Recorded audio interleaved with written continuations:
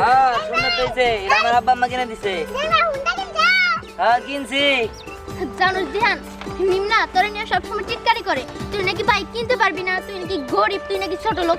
এই যে দেখ এবার তোর উচিত জবাব দিয়ে দিল না। শোন আমার এখনো বিশ্বাস হইতাছে না যে এই বাইকটা ও তো অন্য জনের টাও নিতে পারে। ধারে না ধার করে নিম কিনলি গা ওই তোর বুড়ি মাছের আত্মা তো তাই মানুষের নিয়ে বড় বড় চিন্তা করতে পারস না। যাই হোক কত হইলো এটা আমার বাপ মা আজকে সকালে আমার কিনে দিছে উপহার দিছে। সত্যি? হ্যাঁ তাহলে না আমার পিছনে একটু বসাস। হ্যাঁ পরে এই তোর উঠবি? আচ্ছা ঠিক আছে তখন সবাই নিয়ে ঘুরামনি।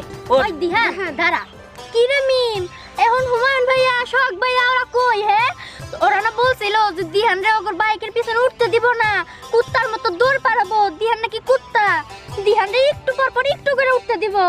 এখন কই গেল ওরা? হ্যাঁ দেখ এখন তার আমি আগে দলে নাই, এখন তো আমি তো